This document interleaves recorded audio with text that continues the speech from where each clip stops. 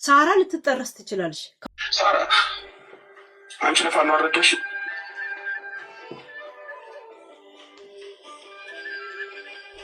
በይቅርታ መልሽ። የአንቺ ትልልቅ ሚስጥር አለኝ። ከዱባይ በ24 ሰዓት አስወጥቶ ኤምባሲ ተከታትሎ በ24 ሰዓት አስወጥቶ አንቺ ኢትዮጵያ የሚጥል ትልቅ መረጃ አለኝ። እንዳትፈሪ ሳራ፣ እንደዚህ ሂዱ። አማራ ናቸው ግደሏቸው። እስከዛሬ ደብቄ የኖርኩት እነሱ እንዳይሞቱ ነበር። አሁን አማራነታቸው ታወቁ ይገደላሉ ብላ ጆከር ከኤምባሲ እሸሻለሁ ህይወቴን ሊያጠፉ ይፈልጋሉ ብሎ እናንተ ጋር መልክ ይሰራል እንጂ ከኤምባሲ ጋር ግንኙነት አለው ማለት ነው። አማራ ጥንባንሳ መሰላችሁ ወይ?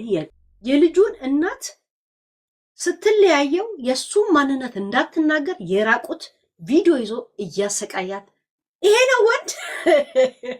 ፈለገ ፋኖን ብትደግፍም መንደርተኛ እና ተለጣፊ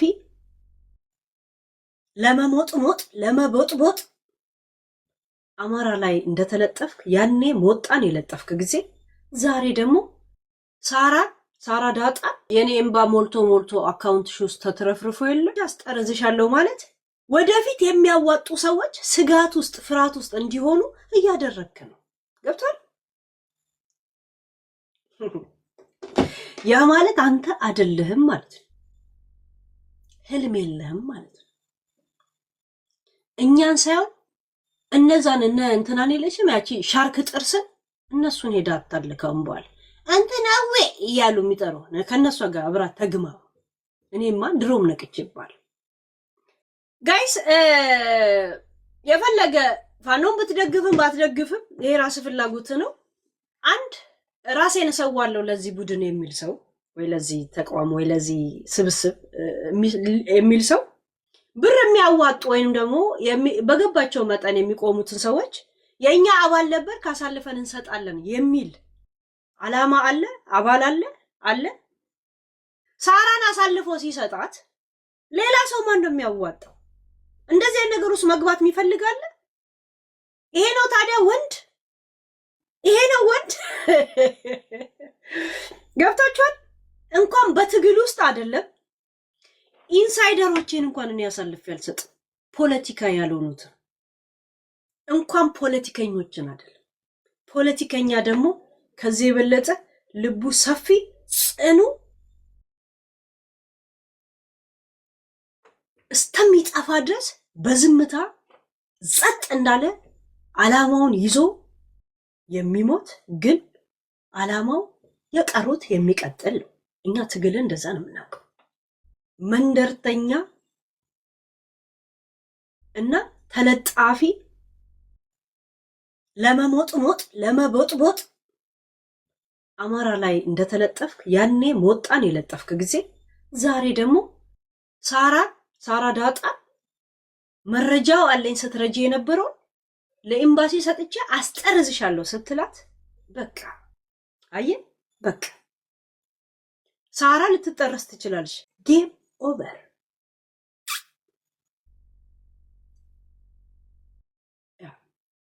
በነገራችን ላይ እስከ ባለፈው ጦርነት ድረስ ፋኖን የረዳችሁ ሰዎች በመንግስት እንደማትጠየቁ ነው የምነግራችሁ። አትጠየቁም። እሺ እንዳትፈሩ።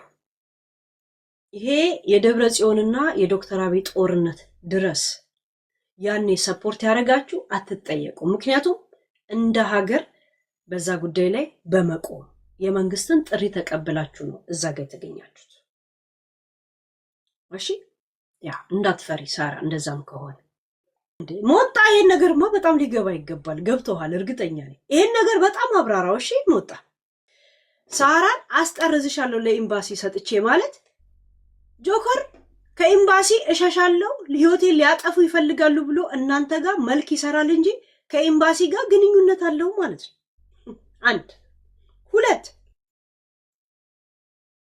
በአማራና በፋኖ ላይ ተለጥፈው ምግቡን እያዘጋጀ ነው ማለት ነው። ፈንገስ ነው ማለት ነው። የሱ ዓላማ ሚዲያ ላይ አማራ እንዲህ ነው እንዴ ተብሎ ሰው እንዲታዘብና እንዲጠላ የማድረግ ሚና ተሰጥቶት የሚንቀሳቀስ ሰው ነው ማለት ነው። ይሄ ካልገባ ለምን እንደ ድንጋይ ወንዝ ውስጥ አትገቡም? ገስ ውሃም አይገባችሁ እዛ ውስጥ መሆናችሁ ገብቶቻል። ያ ሳራ አንቺ ለፋኖ አረዳሽ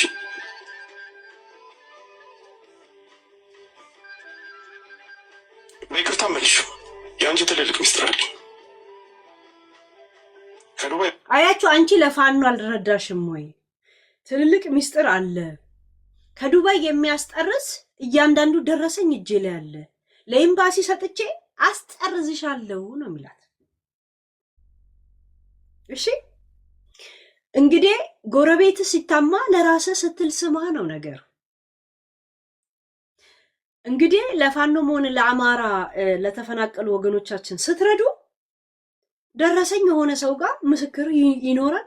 ያንን ምስክርነት ለጥቃት ሊጠቀም እንደሚችል ስለሚያውቅ መርዳት የፈለገ ሰው እንኳን ሳይረዳ እንዲፈራ ስጋት ማህበረሰቡ ላይም ሆነ ስሜቱ የተሰማቸው ሰዎችን ላይ ስጋት እያሳደረ ነው። ያ ማለት ዓላማውንም የትግሉንም የህዝቡ መፈናቀል ላይም ውሃ እየቸለተ እያላገጠ ለግል ፍላጎቱ እየተጠቀመበት ነው ማለት ነው። እንደ ቀብድ እየያዘ ነው። ልክ የልጁን እናት ስትለያየው የሱም ማንነት እንዳትናገር የራቁት ቪዲዮ ይዞ እያሰቃያት እንዳለ ማለት ነው። ሳራስ ችግር የለው። ሌላ ሰው ካሁን በኋላ ማን ያዋጣል? ማዋጣታቸውን እንደ ወንጀል እንደ ቀብድ እንደ ቪዲዮ ተይዞባቸው እንደዚህ ሊያስፈራሯቸው ከሆነ ማለት ነው።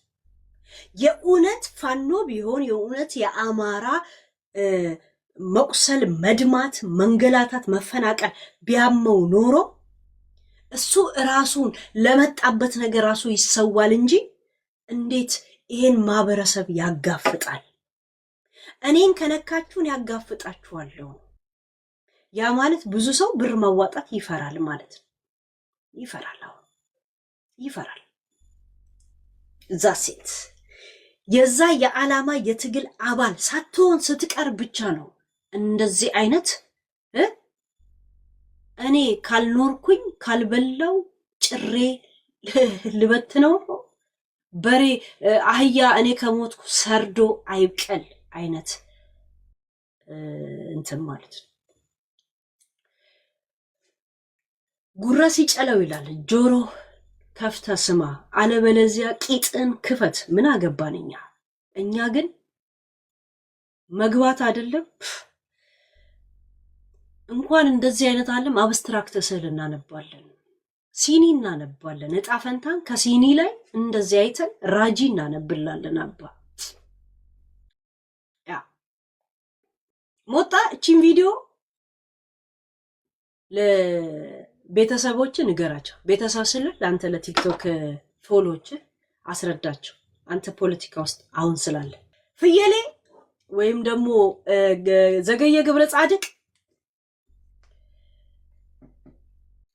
የፓራሳይት ወይም ደግሞ የፈንገስነት ጊዜ አልበቃም። ሌላ ዛፍ ለምን አትፈልግም? ሌላ የበሰበሰ ድንጋይ ላይ ለምን ተለጠፈ ምግብን አታዘጋጅ?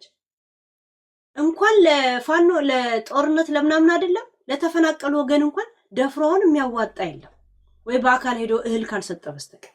አያችሁ፣ እንደዚህ ናቸው ሚዲያ ላይ ያሉት። ለዛ ነው ባለፈው አማራ ጥንባንሳ መሰላችሁ ወይ ያልኩት። ለዛ ነው። ለምን የማንም ሌባ ሲሰርቅ ብቻውን ተደብቆ ሲያዝ ግን እንደ ህዝብ እንደዚህ ህዝብ ነው ስለሆንኩ ብሎ የደም ምርመራውን ይዞ ውጤት ይዞልህ ይመጣል። ለማንኛውም እውነት ትቀጥናለች እንጂ አትበጠስም። ሳራ አንቺ ለፋኖ አረዳሽ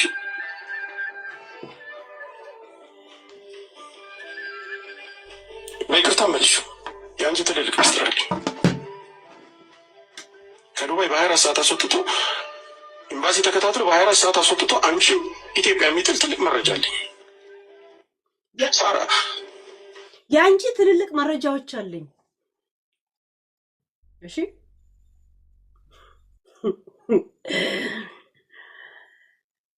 ይሄ ትግል መደመር ነው መቀነስ ነው የኔ ጥያቄ።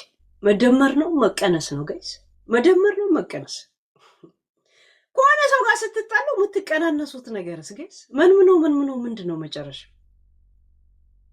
ያቺም ትመጣለች ጂን ትጠጣና እኔ ለእንትን አረዳውም ወይኔ ምናምን በቃ ብርሽን እንመልስ ሌላ ያም ሲጣላ መጥቶ መገፋፈጥ፣ አንዳንዱ ማጋፈጥ። ሰው በግል ሲጣላ በግል ይጣላል እንጂ እንዴት አላማን ያጋፍጣል? እንዴት ትግልን ያጋፍጣል? አንተን ኤምባሲ አምኖ ሳራ ላይ እርምጃ የሚወስደው ምን ያለ ኮንታክት ቢኖር ነው ከኤምባሲ ጋር? ዱባይ ላይ ግን እንደዚህ አውርቶ ብቻ ያው ነገር እንደማያልቅ ነው ምነግራችሁ። አንድ ሲምቦል ከማል ወስደን ፎርሙላውን ሰጠናቸው። ሲምቦሉን እንግዲህ ኬት እንደሚመጡትና ከዛ በኋላ መጨረሻው ምን እንደሚሆን እናየዋለን። ሲገጣጥም የለም እንዴት እንደሚሆን እናየዋለን። አንቺ እብድ ጤነኛ ብሆን ነበር የሚገርመኝ የእውነት። እንዴት ነው እኔ ጤነኛ ሆነው በዚህ ሰዓት? ሐራም አለክ እንደዚህ አይነት ጉድ እየሰማን እንዲህ አይነት ጉድ እየሰማን ኧረ ስንት ነገር አለ የምናሰማው። ግን አይጧት ለፍ የታሰረው ድሬ ዋናው ማረሚያ ቤት ነው። የተያዘው እጅ ከፍንጅ ነው። የሰረቀው ደግሞ እንደ ነገ ምርጫ ሊሆን ሌሊት ላይ ፖሊሶች ሮድ ሲዞሩ እሱን ያገኙታል። ከዛ በእጅ ያለው ምንድነው ሲሉት ጫት ነው አለ። ከፍተው ሲያዩት ኬብሉ ነው። ከተያዘም በኋላ መጀመሪያ ላይ በ2000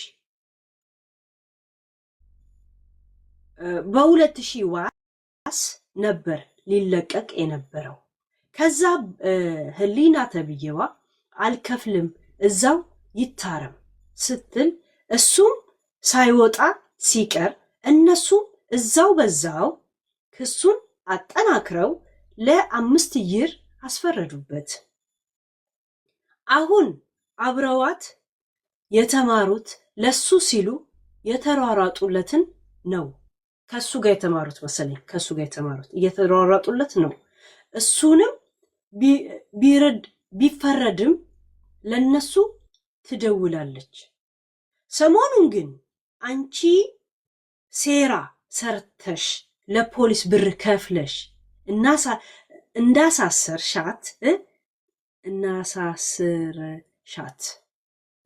እንዳሳሰርሽ ለማለት መሰለኝ ስታወራ ሰምተው በጣም ተናደዱ።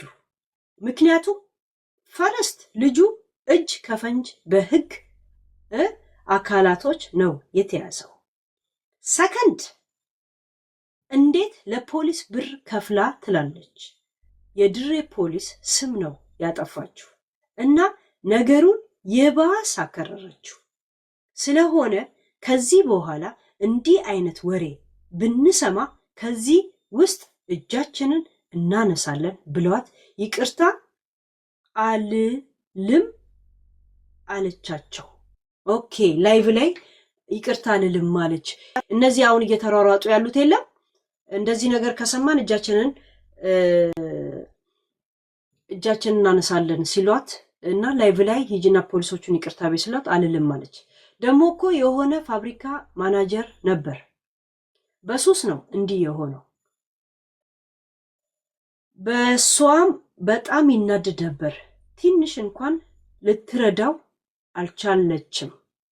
እልህ ውስጥ ገባ ልጁ አለ። ኦኬ ሄሉ ልጁ በጣም መልካም ልጅ ነበረ። አሁንም ለሷ ብለው ሳይሆን ለሱ አዝነው አብረውት የተማሩት ጓደኞቹ የገባኝ ጠይቀው ጠበቃ ቀጥረው ሊሞገቱለት ነው። በዋስ የዋስ ብሩን እንኳን ክፈይ ስትባል እምቢ ብላ ልክ እኔ ሚዲያ ላይ ሳወራው ግን ሄለን አሳሰረችው ብላ እንዴት እዚሁ ነው የሰማሁት። ከ3 ቀን በፊት ነው 4 ቀን በፊት ነው እኮ እንትን ራሱ የፖስተው እኮ ፌስቡክ ላይ ራሱ የተፖስተው ኦልሬዲ ተፈርዶ ምናምን 5 ዓመት ምናምን ነገር የተደረገ ምናምን። ለምን የምርጫው ዕለት ማታ ነበረ ለካ ይዞ ሲሄድ ጫት ነው ብሎ ምናምን ድሮ የሚናደድባት ነበር። እኔ ድሮ እንደሚናደድ አልነገርኳችሁ? እሱ ሳይሆን ሁሉም ሁለቱም ይናደዳል።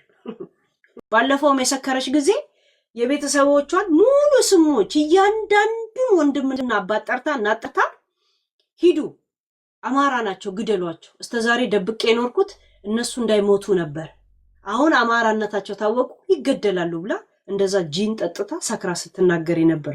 ያኔም 1 ነጥብ ይዘውባት ነበር። ያኔም እንዴ አማራ መሆናቸውን አናውቅም እኛ አማራ አይደለንም ብለው ብዙ ሰው መጥቶ ተናግሯት ነበር። እንዴት እንደዚህ ድሬዳዋ እንደዚህ እንድትሳል ታደርጊያለሽ ተብላ ነበር። አሁንም ያንን ደገመች። ይኸው ልጁ ላይ ነው ነገር ያከረረችው። ባይዘወይ ያ ልጁ ላይ ነው ነገር ያከረረችው። ሄለንን እጎዳለሁ ወይም ደግሞ ይሄንን ህዝብ እኔ ከጎን ያደርጋለሁ እሷ ላይ አስነሳለሁ ተብሎ ልጁን በሌላ አይን ደግሞ ሌላ ተልኮ ምናምን በሚል እንዲታይ ያደረገችበት ገባች። እንደገና የምርጫ ቀን ሲሆን ደግሞ ሌላ ተልኮ ይመስላል የሆነ የለም ምርጫ ለማሰናከል ምናምን እንደዛ ወደዛ ነገር ይሄዳል። ታውቃላችሁ አይደል? ደግሞ የልማት ሽቦ ሲሆን ያ የሆነች እኔን ይቅርታ ትበልና ወጣ እኔ ተባበራታለሁ። ስሜን በማቆሸሿ ወጣ ይቅርታ ጠይቅ፣ ለሱ ታሰርለታለሁ አለች ወይም ሀገር ቤት ሂድ።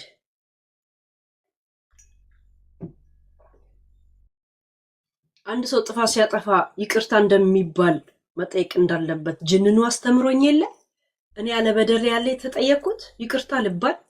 ከዛ ቢያንስ እነዛ ናሪ አለበለዚያ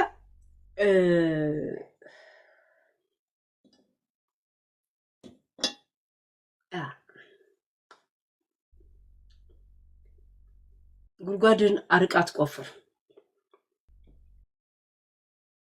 አንድ ጊዜ ያለም ተደጋጋሚ ኤሌክትሪክ ስለተወሰደ ብቻ ሰው 5 ዓመት አይፈረድም።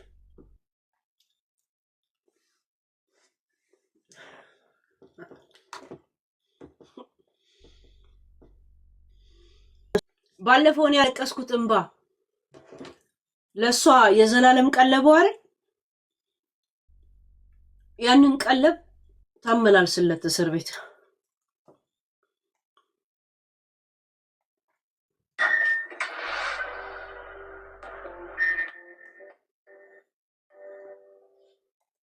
የ10 አንበሳው ዋጋ ለጠበቃ አቆሚለት።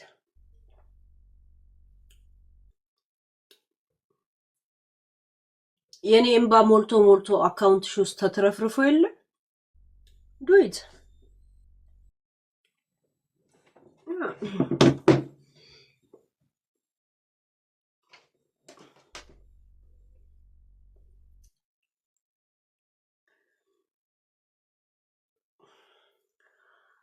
የዘላለም እርካታ ሰጥቶ የለ ፉልና ሃሩን ዳቦ ላኪለት። በለጠ ሙስና ሰምቷል ግን ከአዲስ አበባ መጣ። ከአዲስ አበባ ወርታች መጣ። ቢመጣም ቤት አይገባ ደግሞ